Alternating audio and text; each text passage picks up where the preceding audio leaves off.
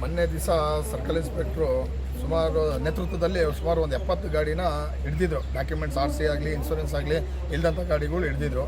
ನಮ್ಮ ಯೂನಿಯನಿಂದ ಹೋಗ್ಬಿಟ್ಟು ನಾವು ಅವ್ರ ಹತ್ರ ರಿಕ್ವೆಸ್ಟ್ ಮಾಡ್ಕೊಂಡು ಒಂದು ಸ್ವಲ್ಪ ಕಾಲಾವಕಾಶ ಕೊಡಬೇಕು ಅಂದಾಗ ನಾವು ಎಲ್ಲ ಕೂತ್ಕೊಂಡು ಮಾತಾಡಿದಾಗ 1 ತಿಂಗಳು ಕಾಲಾವಕಾಶ ಕೊಟ್ಟಿದ್ದಾರೆ. ಹಾಗಾಗಿ ಈಗ ಎಲ್ಲ ಅಷ್ಟರೊಳಗೇ ನಾವು ಯಾರ್ಯಾರು ನಮ್ಮ ಆಟೋ ಚಾಲಕರು ಯಾವ್ಯಾವ FC ಇಲ್ಲ, ಇನ್ಶೂರೆನ್ಸ್ ಇಲ್ಲ, ಅವೆಲ್ಲ ಏನಿದ್ದಾವೆ ರೆಕಾರ್ಡ್ಸ್ಗಳು ಪಕ್ಕ ಮಾಡ್ಕೊಬೇಕು ಅಂತ ಹೇಳಿ ಮೊನ್ನೆ ತೀರ್ಮಾನ ಮಾಡಿ 1 ತಿಂಗಳು ಟೈಮ್ ಕೊಡ್ಯಾರೆ. ಅಷ್ಟರೊಳಗೆ ನಾವು ಮಾಡಬೇಕು ಅಂತೇಳಿ ಎಲ್ಲ ನಾವು ಆಟೋ ಚಾಲಕರಿಗೆಲ್ಲ ಹೇಳಿದ್ದೀವಿ. ಅವರು ಆಲ್ರೆಡಿ ಈಗ ಮಾಡಿಸ್ತಾ ಇದ್ದಾರೆ ಪ್ರೆಸೆಂಟು. ಈಗ ದುಡ್ಡು ಇರೋಂಥವ್ರು ಇರ್ತಾರೆ, ಇಲ್ದಂಥವ್ರು ಇರ್ತಾರೆ. ಈಗ ಒಂದು ಇನ್ಶೂರೆನ್ಸ್ ಮಾಡಿಸ್ಬೇಕಂದ್ರೆ ಸಡನ್ನಾಗಿ 5,000 6,000 ಬೇಕು. ಈಗ ಅದನ್ನು ಎಲ್ಲಿಂದ ಹೊಂಚ್ಕೊಂಬರೋದು? ಇವತ್ತಿನ ದುಡಿಮೆ ಒಳಗೆ ಏನೂ ಇಲ್ಲ. ಹಾಗಾಗಿ ಈಗ ಎಲ್ಲ ಕಡೆನೂ ಅವರು ಸಾಲ ಸೂಲ ಮಾಡಿ ಇವತ್ತು ನಾಳೆ ಅನ್ನೋ ಲೆಕ್ಕಾಚಾರಕ್ಕೆ 1 ತಿಂಗಳು ಆಗೇ ಆಗುತ್ತೆ. ಅಷ್ಟರೊಳಗೆ ಎಲ್ಲ ಮಾಡಿಸ್ತಾರೆ ಅನ್ನೋ ಒಂದು ಭರವಸೆ ಇದೆ. ಈಗ ಗ್ಯಾಸ್ ರೇಟ್ ಆಗಲಿ ಅದಾಗಲಿ ಎಲ್ಲದೂ ತುಂಬ ಬೆಲೆ ಗಗನಕ್ಕೇರಿದೆ. ಅಂಥದ್ರಲ್ಲಿ ಮಿನಿಮಮ್ ಏನಿದೆ ಅದೇ ಇದೆ. ಅದು 100 ರೂಪಾಯಿ ಆದ್ರೂ ನಾವು 40 ರೂಪಾಯಿಗೆ ಹೋಗಬೇಕು, ಅದು 200 ರೂಪಾಯಿ ಆದ್ರೂ ನಾವು 40 ರೂಪಾಯಿಗೆ ಹೋಗಬೇಕು. ಈ ಥರ ಪರಿಸ್ಥಿತಿ ಇದೆ. ಹಾಗಾಗಿ ಇವತ್ತಿನ ವಾತಾವರಣದಲ್ಲಿ ಸರ್ಕಾರನೂ ಆಟೋ ಚಾಲಕರಿಗೆ ಯಾವುದೇ ಒಂದು ರೂಪದಲ್ಲಿ ಅನುದಾನಗಳನ್ನ ಬಿಡುಗಡೆ ಮಾಡಬೇಕಾಗಿ ನಾನು ನಮ್ಮ ಸಂಘದ ವತಿಯಿಂದ ಕೇಳ್ಕೊತೀನಿ. ಮತ್ತು ಇನ್ನೊಂದೇನೆಂದರೆ ಈಗ ರ್ಯಾಪಿಡೋ ಒಂದು ಸ್ಟಾರ್ಟಪ್ ಇದೆ. ಅದು ಆಲ್ರೆಡಿ ನಡೀತಾ ಇದೆ. ಈಗ ಅದು ವೈಟ್ ಬೋರ್ಡಲ್ಲಿ ಇನ್ಶೂರೆನ್ಸ್ ಕ್ಲೈಮ್ ಆಗಲ್ಲ ಪ್ಯಾಸೆಂಜರ್ಗಳಿಗೆ.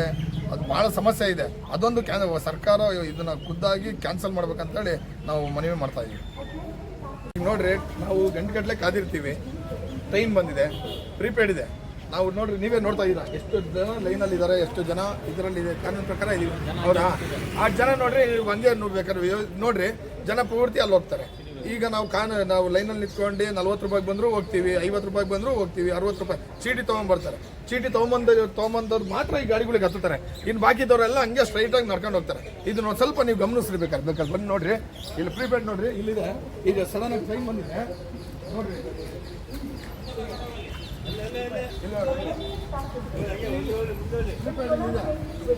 ಪ್ರೀಪೇಡ್ ಇಲ್ಲಿದೆ. ಜನ ಎಲ್ಲ ಬರ್ತಾ ಇದ್ದಾರೆ. ಜನ ಎಲ್ಲ ಸೀದಾ ನಡ್ಕೊಂಡು ಹೋಗ್ತಾ ಇದ್ದಾರೆ. ಇಲ್ಲಿ ನಾವು ನೋಡ್ರಿ, ಇಲ್ಲೆಲ್ಲ ಲೈನಲ್ಲಿ ನಮ್ಮ ಆಟೋ ಚಾಲಕರೆಲ್ಲ ಕಾನೂನು ಪ್ರಕಾರ ಲೈನಲ್ಲಿ ಇದ್ದಾರೆ. ಪ್ರೀಪೇಡ್ ತೊಗೊಳ್ಳಿ ಅಮ್ಮ, ಪ್ರೀಪೇಡ್ ತೊಗೊಳ್ಳಿ, ಪ್ರೀಪೇಡ್ ತೊಗೊಳ್ಳಿ, ಪ್ರೀಪೇಡು ಪ್ರೀಪೇಡ್ ತಗೋಣ ಕೇಳೋ. ಪ್ರೀಪೇಡ್ ತಗೊಳ್ಳಿ ಅಮ್ಮ, ಪ್ರೀಪೇಡ್ ತಗೊಳ್ಳಿ, ಪ್ರೀಪೇಡ್ ತಗೊಳ್ಳಿ. ನೋಡಿ, ಎಲ್ಲರೂ ಆ ಕಡೆಯಿಂದ ನಡ್ಕೊಂಡು ಹೋಗ್ತಾರೆ. ಸ್ವಲ್ಪ ಆ ಕಡೆ ಕವರ್ ಮಾಡಿದ್ರೆ ನಿಮ್ಗೆ ಗೊತ್ತಾಗುತ್ತೆ.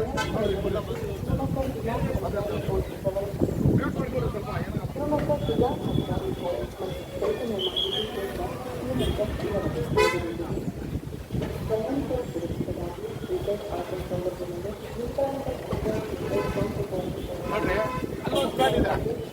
ಅಲ್ಲೂ ಸ್ಟ್ಯಾಂಡ್ ಇದೆ, ಇಲ್ಲೂ ಸ್ಟ್ಯಾಂಡ್ ಇದೆ, ಇಲ್ಲೂ ಪ್ರಿಪೇರ್ಡ್ ಇದೆ, ಅಲ್ಲೂ ಪ್ರಿಪೇರ್ಡ್ ಇದೆ. ಈಗ ನೋಡ್ರಿ, ಇಲ್ಲಿ ನಾವು ಲೈನಲ್ಲಿ ಇಟ್ಕೊಳ್ಳೋದು ಯಾರೋ ಒಬ್ರು ಮಾಡೋದಕ್ಕೆ ಎಲ್ಲರಿಗೂ ತಪ್ಪಾಗತ್ತೆ. ಇದು ಕೇಳೋಂಥವ್ರು ಯಾರು ಇಲ್ಲ. ನೋಡ್ರಿ, ನೀವು ಇಲ್ಲಿ ಬರ್ರಿ, ನೋಡ್ರಿ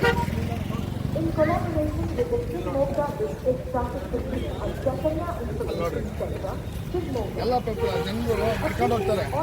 ಈಗ ನಮ್ಮ ಕಷ್ಟಗಳು ಯಾರಿಗೆ ನಾವು ಹೇಳೋಣ? ಹಾಗಾಗಿ ಇದನ್ನು ಇವತ್ತಿಂದ ಜಿಲ್ಲಾಡಳಿತ ಇದನ್ನು ಸ್ವಲ್ಪ ನಮಗೆ ಸಹಕಾರ ಕೊಡಬೇಕು. ಎಲ್ಲರೂ ಲೈನಲ್ಲಿ ನೋಡ್ರಿ, ನಾವು ಲೈನಲ್ಲಿ ನಿಂತ್ಕೊಂಡು ಬಂದಿರ್ತೀವಿ. ಇತ್ತೀಚೆಗೆ ಟ್ರೈನ್ ಬಂತು ಅಂತೇಳಿ ಆ ಕಡೆ ಹೋಗೋರೆಲ್ಲ ಆ ಕಡೆ ಇದು ಮಾಡ್ತಾರೆ. ಇದೇ ಒಂದು ಸಮಸ್ಯೆ ಆಗ್ತಾ ಇರೋದು. ಇದು ಬಿಟ್ಟರೆ ಬೇರೆ ಇಲ್ಲೇನು ಸಮಸ್ಯೆ ಇಲ್ಲ. ಎಲ್ಲರೂ ಅಣ್ತಮ್ಮಂದಿರಂಗೆ ಇದ್ದೀವಿ, ಎಲ್ಲರೂ ಒಗ್ಗಟ್ಟಾಗಿದ್ದೀವಿ. ಆದರೆ ಯಾರೋ ಒಬ್ರು ತಪ್ಪು ಮಾಡೋಕ್ಕೆ ಎಲ್ಲರಿಗೂ ಕೆಟ್ಟ ಹೆಸರು ಬರ್ತಾ ಇದೆ. ಆಟೋದ ಸಮಸ್ಯೆ ಅಂದರೆ ಈಗಿರೋದು ನಮ್ಮ ಪ್ರೀಪೇಡು. ಈಗ ಮೀಟ್ರ್ ಹಾಕಕ್ಕೆ ಹೇಳ್ತಾರೆ, ಮೀಟ್ರ್ ಹಾಕೊಂಡು ಹೋಗೋಕ್ಕೆ ಒಬ್ಬೊಬ್ಬರು ಹೇಳ್ತಾರೆ, ಒಬ್ಬೊಬ್ರು ಮೀಟ್ರ್ ಹಾಕಲ್ಲಪ್ಪ, ನಾವು ಟೋಕನ್ ಕೊಟ್ಟರೆ ಎಲ್ಲ ಟೋಕನ್ ಪ್ರಕಾರ ಹೋಗ್ತೀವಿ ಅಂತಾರೆ. ಟೋಕನ್ ಇವು ತೊಗೊಳೋದು ಕುವೆಂಪು ನಗರ ತೊಗೊಂಡ್ರೆ ಕುವೆಂಪು ನಗರ ಡೆಡ್ ಹ್ಯಾಂಡಿಗೆ ಕರ್ಕೊಂಡು ಹೋಗ್ತಾರೆ. ಡೆಡ್ ಹ್ಯಾಂಡಿಗೆ ಹೋದರೆ 80 ರೂಪಾಯಿ ಇದ್ದಿದ್ದು ಹೋಗಿ 140 ರೂಪಾಯಿ ಬೀಳುತ್ತೆ. ಅದನ್ನ ಕೇಳಿ ನಾವು ಫೋಟೋ ಹೊಡೆದು ಈ ಚೈತನ್ಯ ಈಗ ಕಳಿಸಿದ್ರು. ಇವತ್ತರೆಗೂ ರೆಡಿ ಮಾಡಿದವರು. ಇವತ್ತರೆಗೂ ನಾವು ಎಲ್ಲ ಕಡೆಗೂ ಎಲ್ಲೆಲ್ಲಿ ಹೋಗಿದ್ದೀವಿ. ಮಂಜುನಾಥ ಬಡಾವಣೆ, ಆಮೇಲೆ ನ್ಯೂ ಮಂಡ್ಲಿ, ಆಮೇಲೆ ಮತ್ತು ಗೋಪಾಲ ಲಾಸ್ಟ್ ಸ್ಟಾಪು, ಆಮೇಲೆ PNT ಕಾಲೋನಿ ಅಂತೂ ಎಂಟ್ರೆನ್ಸ್ಗೆ 80 ರೂಪಾಯಿ 100 ರೂಪಾಯಿ ಬೀಳುತ್ತೆ. ಒಳಗಡೆ ಕರ್ಕೊಂಡು ಹೋಗ್ತಾರೆ. ಗಂಡ್ರುಗೊಂಡಿಂದ ಪಾಸಾಗಿ ಹೊರಗಡೆ ಹೋಗ್ತೀವಿ, ಅದು 150 ರೂಪಾಯಿ ಬೀಳುತ್ತೆ. ಅದು ಕೂಡ ನಾವು ಫೋಟೋ ಹೊಡೆದು ಹಾಕಿದ್ದೀವಿ. ಇವ್ರು ಯಾವುದೂ ನಮಗೆ ಮಾಡಿಕೊಟ್ಟಿಲ್ಲ.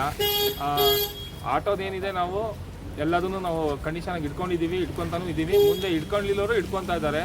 ಈ ನಮ್ಮ ಆಟೋ ಸಮಸ್ಯೆ ಏನು ಅಂದರೆ ಇದೆ. ಆಟೋ ಮೀಟ್ರ್ ಹಾಕೊಡ್ಸಿ ಅಂತಾರೆ, ಮೀಟ್ರ್ ಹಾಕೊಡ್ಸಕ್ಕೆ ಹೋದ್ರೆ ಬೇಡ ಅಂತಾರೆ ಒಬ್ಬೊಬ್ರು.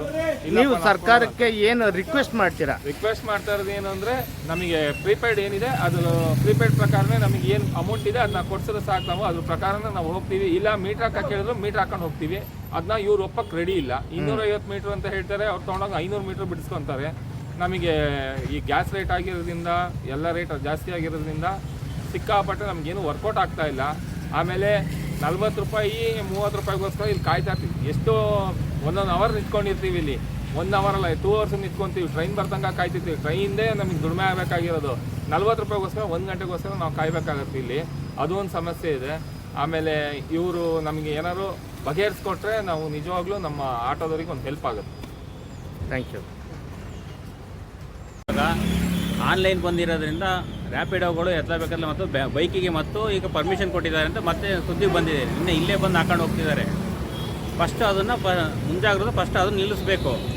ಸುಪ್ರೀಂ ಕೋರ್ಟ್ ಆದೇಶ ಪ್ರಕಾರ ಎಲ್ಲೋ ಬೋರ್ಡಲ್ಲಿ ಮಾತ್ರ ಹೊಡಿಬೇಕು ಅಂತಿರೋದು. ವೈಟ್ ಬೋರ್ಡಲ್ಲಿ ಇದನ್ನು 2 ವೀಲರಲ್ಲಿ ಬಾಡಿಗೆ ಹೊಡಿತಿದ್ದಾರೆ. ಅದೊಂದು ನಿಯಮ ಫಸ್ಟ್ ಜಾರಿ ತೆಗಿಬೇಕಾಗ್ತದೆ. ಮೀಟ್ರ್ ಹಾಕ್ರಿ ಅಂದರೆ ಯಾರೂ ಹಾಕಲ್ಲ ಅಂತ ಹೇಳಲ್ಲ. ಇಲ್ಲಿ ಏನಾಗುತ್ತೆ, ಕೆಲವೆಲ್ಲ ಹಳ್ಳಿಯಿಂದ ಬರ್ತಾರೆ, ಮೀಟ್ರ್ ಹಾಕೊಂಡು ಹೋಗ್ತೀವಿ ಅಂತ ಹೇಳಿದ್ರೆ ನಿಮ್ಮ ಮೀಟ್ರ್ ನಮ್ಗೆ ಏನಕ್ಕಪ್ಪ, ನಾವು ಇಷ್ಟು ಕೊಡ್ತೀವಿ, 40 ಕೊಡ್ತೀವಿ 50 ಕೊಡ್ತೀವಿ ಹಿಂಗೆ ಹೇಳೋದು ಹೋಗ್ತಾರೆ. ಅದಕ್ಕೀಗ 50 ರೂಪಾಯಿ 40 ರೂಪಾಯಿ ಬಾಡಿಗೆ ಹೋಗಿರ್ತೀವಿ, ನೀನು ಮೀಟ್ರ್ ಹಾಕಿಲ್ಲ ಅಂತ ಅವ್ರು ಕೇಸ್ ಹಾಕ್ತಾರೆ. ಅದು ಕೇಸಿಗೆ 1000 ರೂಪಾಯಿ. ನಾವು 40 ರೂಪಾಯಿ ಬಾಡಿಗೆ ಹೋಗಿ 1000 ರೂಪಾಯಿ ಅವ್ರಿಗೆ ಕಟ್ಟಬೇಕು. ದಿನಕ್ಕೆ 500 ರೂಪಾಯಿಂದ 400 ರೂಪಾಯಿ ಆಗೋದು ಹೆಚ್ಚಿಗೆ. ಈ ಆಟೋದಲ್ಲಿ ಹೆಚ್ಚು ಕಮ್ಮಿ ಶಿವಮೊಗ್ಗದಲ್ಲಿ 7000 ಆಟೋ ಇದ್ದಾವೆ. ಓಪನ್ ಪರ್ಮಿಟ್ ಅಂತ ಮಾಡಿದ್ದಾರೆ. 7000 ಆಟೋ ಇದ್ದಾವೆ. ಅದರೊಳಗೆ ಸಿಟಿ ಬಸ್ಸು ಎಲ್ಲೆಲ್ಲಿ ಬೇಕು ಅಲ್ಲಲ್ಲೇ ಹತ್ತಿಸ್ಕೊಂಡು ಹೋಗ್ತಾರೆ. ಇನ್ನು ನಮ್ಮ ಆಟೋದವ್ರಿಗೆ ಏನಾಗುತ್ತೆ ಸರ್? ಆಯ್ತು, ಈಗ ಕಂಪಲ್ಸರಿ ಅವರೇ ಹೇಳ್ತಿದ್ದಾರೆ ಮೀಟ್ರ್ ಹಾಕೊಂಡು ಹೋಗಿ ಅಂತೇಳಿ. ನಾವು ಮೀಟ್ರ್ ಹಾಕಲ್ಲ ಅಂತಲೇ ಯಾರಿಗೂ ಹೇಳಲ್ಲ, ಮೀಟ್ರ್ ಹಾಕ್ತೀವಿ. ಕೆಲವ್ರು ಹಳ್ಳಿಯಿಂದ ಬಂದವ್ರು ಮೀಟ್ರಿಗೆ ಒಪ್ಪಲ್ಲ. ಅದಕ್ಕೆ ಏನು ಮಾಡೋದು ಸರ್ ನಾವು? ಆಯ್ತು, ನೀವು ಮೀಟ್ರ್ ಹಾಕಿಲ್ಲ ಅಂತ ಅವ್ರು 1000 ರೂಪಾಯಿ ಫೈನ್ ಹಾಕ್ತಾರೆ. ಹೆಂಗೆ 40 ರೂಪಾಯಿ ಬಾಡಿಗೆ ಹೋಗಿ 1000 ರೂಪಾಯಿ ಫೈನ್ ಕಟ್ಟಬೇಕಾಗತ್ತೆ. ಅವ್ರು ನಿಮ್ಮ ಮೀಟ್ರೇ ಬೇಡಪ್ಪ ಅಂತಾರೆ. ನಾವು ಸುಮ್ಮನೆ ತಿರ್ಸ್ಕೊಂಡು ಹೋಗ್ಬೇಕಷ್ಟೇ. ಈಗ ಮತ್ತೇನೂ ಮಾಡೋಕ್ಕೆ ಬರೋಲ್ಲ ಅಲ್ವಾ? ಅಷ್ಟೇ. ಈಗ ಎಲ್ಲರೂ ಪಾರ್ಟಿ ನಾವು ಇಳಿಸ್ತೀವಿ, ಗಾಂಧಿ ಬಜಾರಿಗೆ ಹೋಗ್ತೀವಿ, ಪಾರ್ಟಿನ ಇಳಿಸ್ತಾ ಇರ್ತೀವಿ. ಆವಾಗಲೇ ಬಂದು ಹಿಂದ್ಗಡೆಯಿಂದನೇ ಫೋಟೋ ತೆಗಿತಾರೆ. 40 ರೂಪಾಯಿ ಬಾಡಿಗೆ ಹೋಗಿರ್ತೀವಿ, 1000 ರೂಪಾಯಿ ಫೈನ್ ಬರುತ್ತೆ ಸರ್.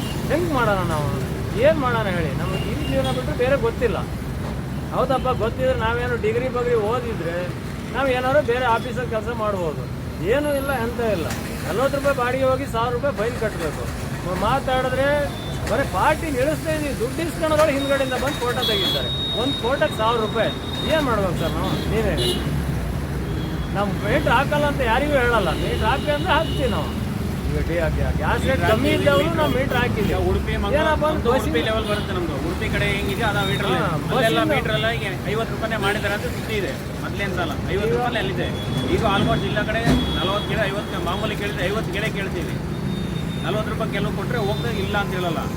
ಅದೇ ರೀತಿ ನಮಗೂ ಸ್ವಲ್ಪ RTO ಅಧಿಕಾರಿ ಆಗಲಿ, ಪೊಲೀಸ್ ಇಲಾಖೆ ಆಗಲಿ, ಯಾರು ನಮಗೂ ಸ್ವಲ್ಪ ನಮ್ಮ ಕಡೆಗೂ ಸ್ವಲ್ಪ ಗಮನ ಹರಿಸಿದರೆ ನಾವು ಅದಕ್ಕೆ ಪ್ರಯತ್ನ ಪಡ್ಬೋದು.